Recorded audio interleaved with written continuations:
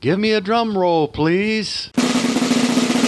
Announcing the long-awaited home theater movie collection, a 2 terabyte external drive packed with classic movies from the 1930s and on. Over 4,000 movies for less than 5 cents per movie.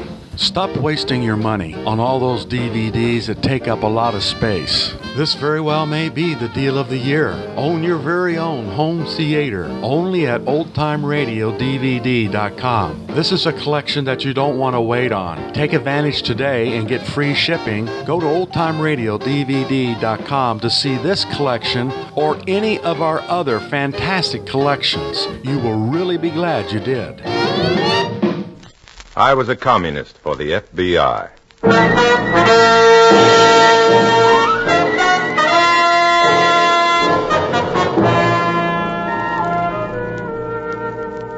Starring Dana Andrews in an exciting tale of danger and espionage.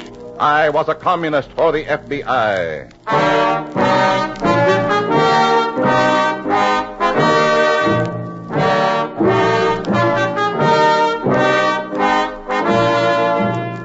From the actual records and authentic experiences of Matt Cvetic come many of the incidents in this unusual story. Here is our star, Dana Andrews, as Matt Cvetic, who for 9 fantastic years lived as a communist for the FBI. Fair is foul and foul is fair. Black is white, white is black, and things only seem to be what they seem to be. It sounds distraught and lunatic, yes. That's how it was, though, for 9 years, when my right hand hardly knew what my left hand was doing. Yet if either hand made a mistake, I might have died. 9 long, fantastic years of two-face and double talk behind the red mask, being a communist for the FBI. In a moment, listen to Dana Andrews as Matt Cvetic, Undercover Man.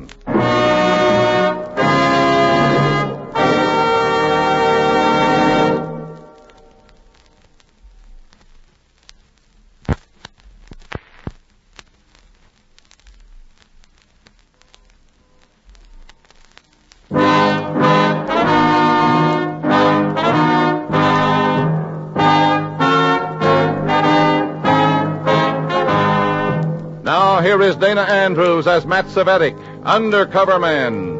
This story from the confidential file is marked Very Private Funeral.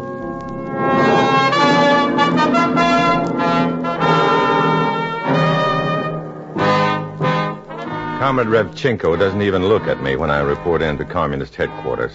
He lolls back in his swivel chair, gazing dreamily out of the window. I never liked that dreamy look in Revchenko. It's kind of spring fever he gets periodically. I just wonder, which way is he going to spring this time? I sit down gingerly. Revchenko swivels around and peers at me bitingly. Comrade Cvetic. Here? What do you know about the so-called electronic brain? Not too much. Anything? Just that it's a super-calculating machine that does marvels of mathematics. You probably never heard then of Duane Fleming? No, not a thing. Duane Fleming knows everything about electronic calculators. Whose side is he on? Ours. Uh-huh. Comrade Fleming. Comrade Fleming has been engaged to aid in the installation of the newest electronic brain at the university here. He's been notified that he will presently have a personal assistant. Me, I take it? The United States military relies heavily on machines like this. Its amazing calculations can put advanced aircraft into production years ahead of schedule. Just for example? You will assist Comrade Fleming in seeing that the new machine renders the smallest possible service to the United States military. Sabotage. Nothing crude, you understand. No broken tubes, short circuits, or missing transistors, or all that clumsy business. Then you do know something about them. Just what I read in the science magazines. The university. Duane Fleming. He expects you.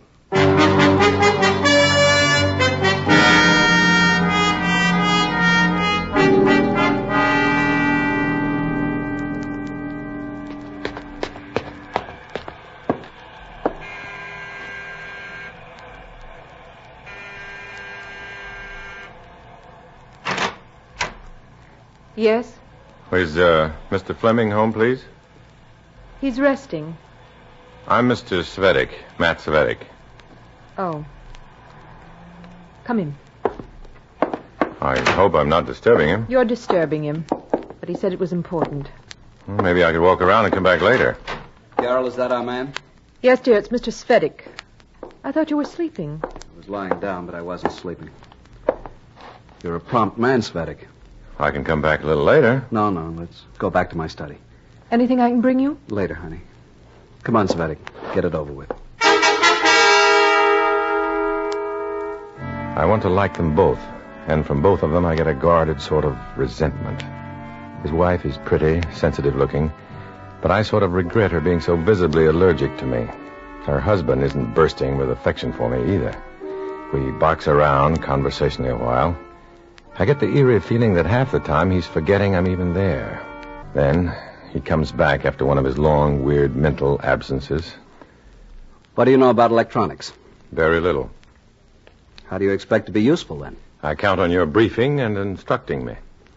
In other words, I'll have to do the real sabotage. Well, I don't exactly... In other words, your only function here is to see that I sabotage this job. I wouldn't say that. I'm saying it. You're my policeman. Hey, not so loud. What are you, MVD or what? I'm here to help you. You're here to watch me, and I don't think I need to be watched. You don't think you have to be watched? Don't you know? You listen to me, Cvetic. Now, you listen to me. Listening, Comrade Fleming? It is Comrade, I hope. Dwayne, dear. Come in, Carol. I brought you 2 male animals some small refreshments just in case. Well, thank you, Mrs. Fleming. Just put them down, Carol. I'll be back in a moment. What happened, Mr. Cvetic? Maybe I'd better stop back later. Wait. Let's talk about Dwayne and you and the party. It won't take long. Short and sweet, then. Short and bitter, Mr. Cvetic. I want you to go back to your masters. Go back and tell them to leave us alone.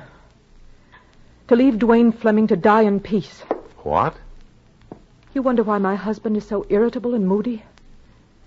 Irritability and his dreadful headaches are all part of what's killing him. Mr. Cvetic, please go back and tell the party that Comrade Dwayne Fleming has a tumor of the brain. He'll be dead in less than a year. Oh, Mrs. Fleming... He's sick and tired of all your communist intrigue and burrowing and blabbermouth shouting of fake ideals. Tell your Chief Dwayne's done enough for the party. Tell him he wants out? Tell them anything that'll make them leave him alone. That'll let him live in peace and tranquility and love. These last precious months. Well, I'll come back later, Mrs. Fleming. I'm shocked. Too shocked, in fact, to be able to offer whatever awkward sympathies are possible. But somehow, somewhere, glimmering through the gloom and depression, is a glancing sparkle of will-o'-the-wisp light. I phone the FBI, meet my contact in a quiet restaurant where I have trouble keeping my voice down within safe limits. Now, don't get me wrong. I have the deepest sympathy for Fleming and his wife, but... Keep it down, Matt. And no names. Can't you see what this can mean? I know what I'm thinking, but you go on. I think Fleming is in a mood to spill all he knows about the party to the FBI. Yeah. That's what I'm thinking. Can you do it without revealing that I informed you? Sure. I just tell Fleming that the War Department has asked for a routine FBI check on him. He's a find if he talks. Just one more thing, Matt. How do we know for sure that Fleming is a dying man? His wife ought to know. He knows. Just always on the alert for a trap, that's all. Trap? Well, and that's why you'd better report Fleming's condition to the party. Why? Maybe they know what's wrong with him, and they want to see if you tell them about it. Wheels within wheels within wheels. I see. You'd better bring Comrade Revchenko up to date now, Matt. I'll follow through on Fleming.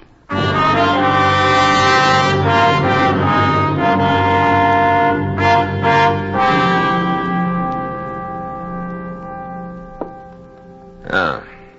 1 year to live, or less. Is that it, Cvetic? That's it, Comrade. So the contemptible turncoat turns cold on the party. Suppose the FBI gets to him in its present mood.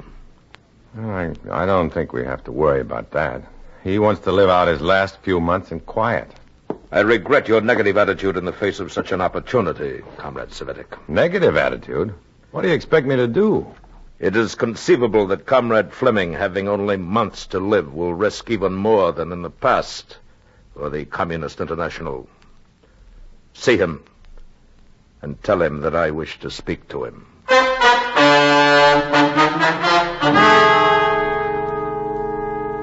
I telephone Fleming's home from a pay booth.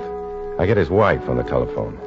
There's something triumphant about the way she tells me Duane isn't home. He got another call earlier today. A man called for him about an hour ago, and they haven't come back yet. You wouldn't know who that man was, would you? Nobody you'd know, I'm sure. Well, tell Duane I called, and that I'll call again. It's important. Very well. Goodbye.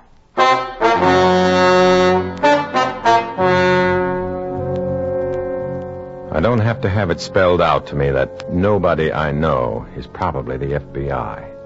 I try again in an hour. No answer. I keep trying all day. Nothing. I finally raise Mrs. Fleming afternoon of the next day and get a smallish jolt.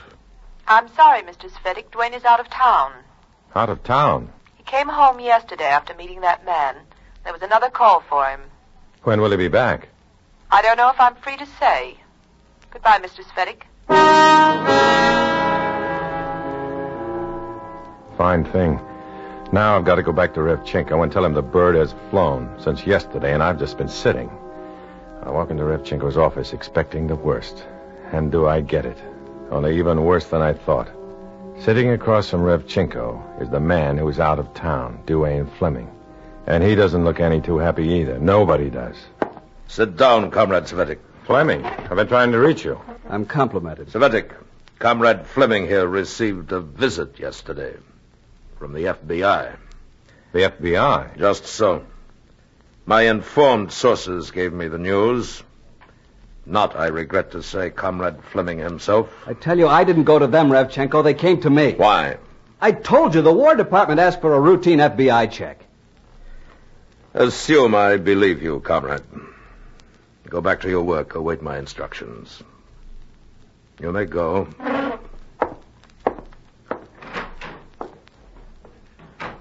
Now then, Comrade Cvetic, next thing's next.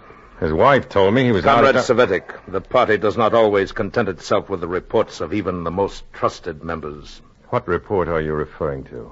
Any, specifically? The report that Comrade Fleming has a fatal brain tumor. I'm sure Comrade Fleming himself confirmed my report. He did. Well, so much for that, then. Cvetic, did you bother to discover that Comrade Fleming's doctor is Dr. Duane Fleming the Elder? His father? No, I didn't. You didn't. What's the difference? What's the difference? Medicine is medicine. A fatal tumor is as fatal to a blood relative as it is to a stranger. Oh, brilliant, comrade. Applause. Bravo. All right, what's your story, comrade? Fleming has not been out of town. I can see that. By my direction, he's been hospitalized and diagnosed by disinterested physicians. Well? Comrade Fleming has no brain tumor. No? Then what's he dying of? He is not dying. What? I'm sure he thinks he is. Or thought he was. Comrade Fleming did sincerely believe that. He believed it so surely that he reasoned he had nothing to lose by informing to the FBI. We can't be sure of that. The circumstances all point to that, and we can take no chances, Cvetic. Therefore, before he tells too much, Duane Fleming must be silenced. Silenced? Removed. He's your assignment, Comrade Cvetic. Attend to it.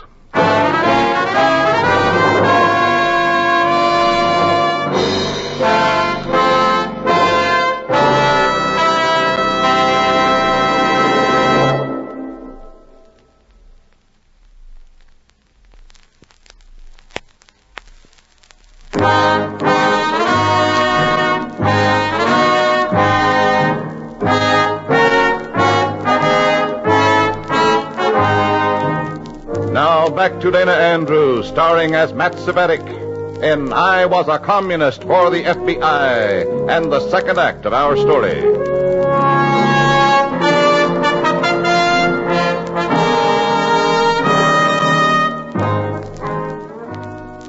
I sit staring at Revchenko. My mouth is dry. I've been asked to remove a human life, which has now become an annoyance to the party. And I show my feelings. I can't help it. No commitment I've made to the party or to the FBI is going to turn me into a tool of killers. Not even if it kills me. I know my reaction is making a very bad impression on Comrade Revchenko.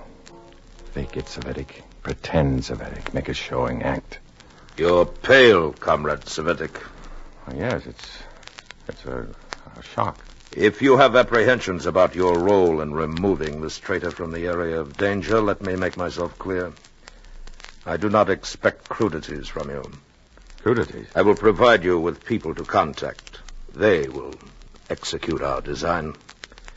I see. You merely make the arrangements for Comrade Fleming's successful suicide. Mm-hmm. Merely telephone this number. Arrange a meeting. State the case and the requirements. What about payment? Payment is arranged for through entirely different channels. Okay. Now go. And keep the party out of it.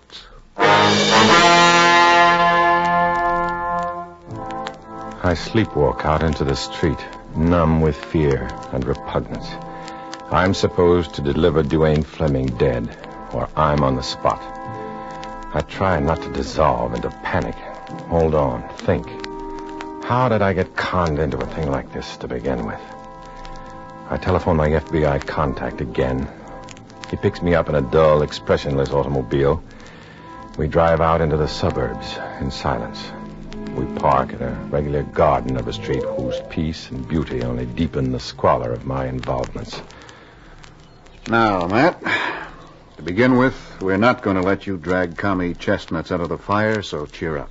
You're not going to let me. Brother, you couldn't make me do it. Go through the motions, Matt, and make it look good. If I make it look too good, what happens to Fleming and his wife?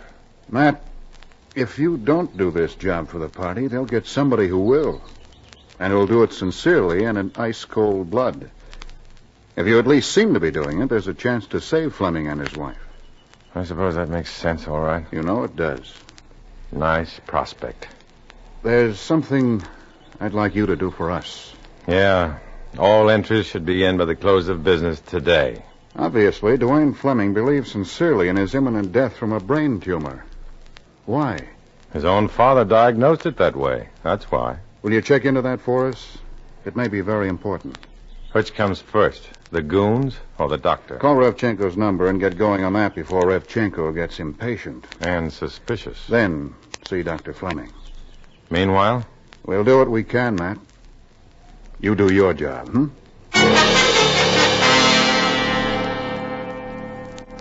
I go to a phone booth. I fumble the coin several times before I can make myself deposit it in the coin slot. I dial, perspiring, shaking. I get a laconic voice on the phone. I take a deep breath, state the case briefly and guardedly. The laconic voice makes some notes, makes an appointment with me for that night when Fleming will probably be home. Pick me up, intersection of Nelson and DeGarmo, 8 tonight. Click. It's done. I'm an accessory to successful suicide. I've got time to see Dr. Fleming, Duane Fleming's dad. I dial his office, make an appointment for after office hours. Urgent and important. Now then, we're quite alone, Mr. It doesn't matter, Doctor. If I'm to be your physician, sir. You're not. I'm afraid I don't quite... You're Duane Fleming's father, aren't you? You diagnosed his case as a brain tumor, right? I don't discuss my patients with anyone, let alone nameless strangers. I happen to know your son isn't going to die. Who are you? Your son went to another brain specialist. My son has complete confidence in me. He would never have doubted my diagnosis, except under influence. Nevertheless, Doctor... You're a communist. I don't call you names, do I? Nevertheless. Why did you make that phony diagnosis on your own son? It was not a phony diagnosis, as you crudely... Go on, Doctor. All right. I made that diagnosis because he is my own and my only son. Because my son was sick. Sick to his heart and soul. Sick in his mind from the same disease you have. It almost worked. Almost worked. You're a doctor. How could you do such a thing? Do such a thing? Whoever you are, I know what you are. Turn around. Read the oath of Hippocrates framed on the wall there. Well? The oath we doctors live by and practice by. Read it. I swear I make this mine oath and this mine written engagement. Further down. Where? From so far as power and discernment shall be mine. From there. Read it. I will carry out the regimen for the sick and will keep them from harm and wrong. The sick, sir. I will keep them from harm and from wrong. My son was sick. Yes, rotten sick. Sick to the soul of the sickness you have. I used my medicine according to my art and my conscience and my oath to keep my sick son from deadly harm. Now get out. Dr. Fleming, you started to deny my accusation that you made a fake diagnosis. Why? Out. Who are you protecting, Doctor? Carol, your daughter-in-law? Get out, I tell you. Okay, that's the way you want it, Doctor. Scum.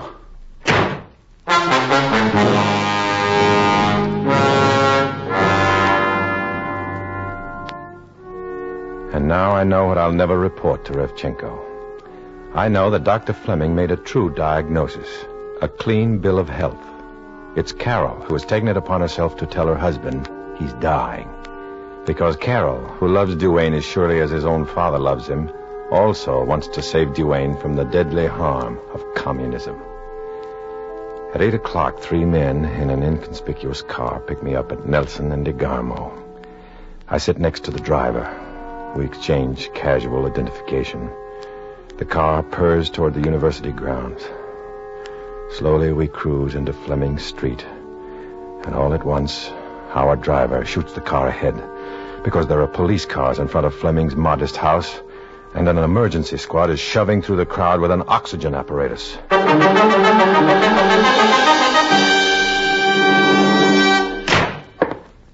Revchenko. You were always to call before coming down to headquarters, Cvetic. You know that. How can I call if you always cut your telephone off when you work after hours? Get on with it, Cvetic. How did it go? It didn't go. So? Well, when we got there, the place was surrounded by police cars and a crowd. An emergency rescue squad was taking oxygen apparatus into the house. Oh? Is that all you have to say? Oh? I arranged for earlier, swifter justice, let us say. You sent another squad after Fleming? A precaution. A precaution? What about me? Don't you realize I might have walked into a trap? And I can tell you the hoods in my car weren't liking me much for almost getting them caught. The incident is closed. Is Fleming accounted for? You saw the rescue squad. Too late? Quite. Well, what happens to Mrs. Fleming? Happens? Oh, happened then. You've done fairly well, comrade. But you need seasoning in some phases of our work.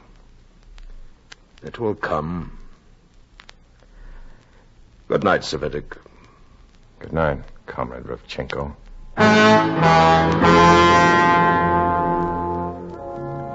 I go out into the night. The dark feels dirty. I've failed. I've failed Carol and Duane Fleming, who could have been salvaged and turned to good.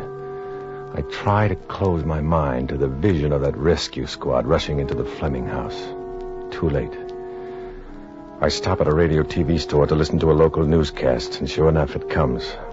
A young couple on assignment to the electronic brain project on the local university campus was found dead today of asphyxiation in what was called by the police a suicide pact.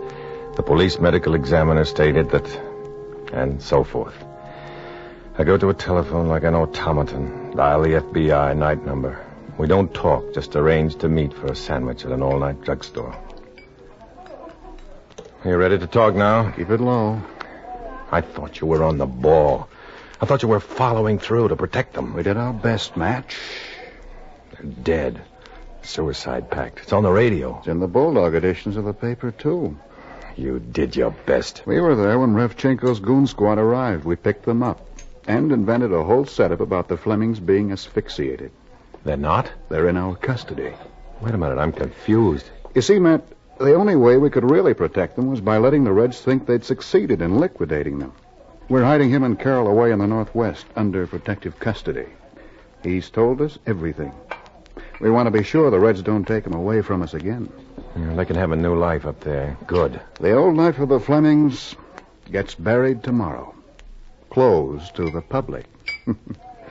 Guess why? You don't habeas in corpus. Toss you who pays the check. Toss nothing. This one's on me.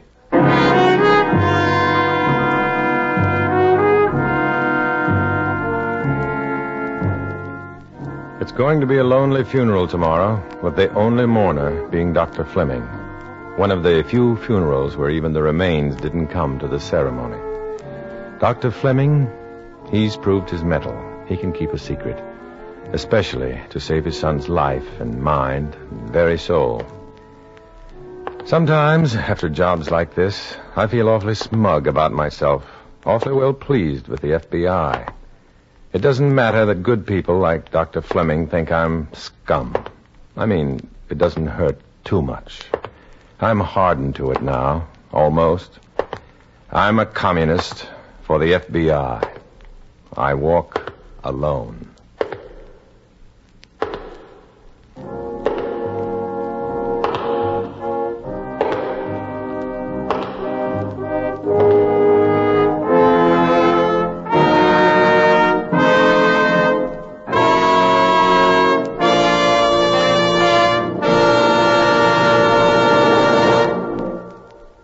Dana Andrews will return in just a moment.